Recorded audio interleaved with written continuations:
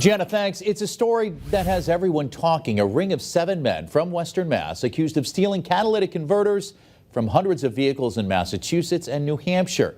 Western Mass News reporter Kristen Burnell joins us live with more on that. Kristen.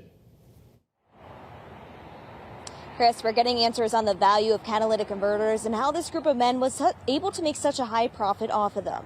We allege that these 7 men are responsible for over 470 vehicles being targeted and having their catalytic converters cut out and stolen.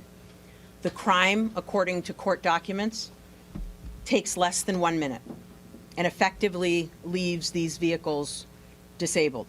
The arrest of 7 men from Western Mass accused of stealing catalytic converters from hundreds of vehicles across Massachusetts and New Hampshire, as many wondering what is a catalytic converter and how much they are worth. They use precious metals in their center or core and are regularly targeted for theft due to the high value of those metals: palladium, platinum, and rhodium. According to the U.S. Attorney's Office, the 7 defendants are allegedly responsible for an estimated $2 million in losses across both Massachusetts and New Hampshire. Like a NASCAR pit crew, these videos depict the skill and speed with which these individuals could jack up a vehicle and cut the catalytic converter out.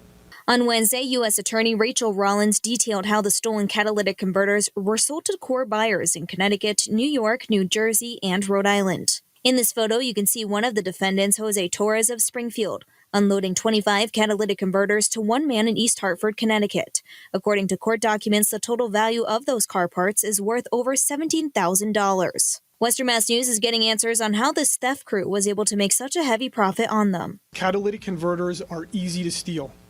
They're valuable, and they lack identifying markings that can easily be traced by law enforcement. They're also a prime target for thieves because of the exploding market value of the precious metals hidden inside their core and the disruptions in the supply chain that makes them difficult to replace. And one Springfield garage owner tells us more. They sell the whole converter. The converter goes off and gets processed, where they knock all of the stuff, the catalyst, out of the shell. And then they have some way to separate it. They're mostly looking for the palladium, which they tell me is like $2,000 an ounce.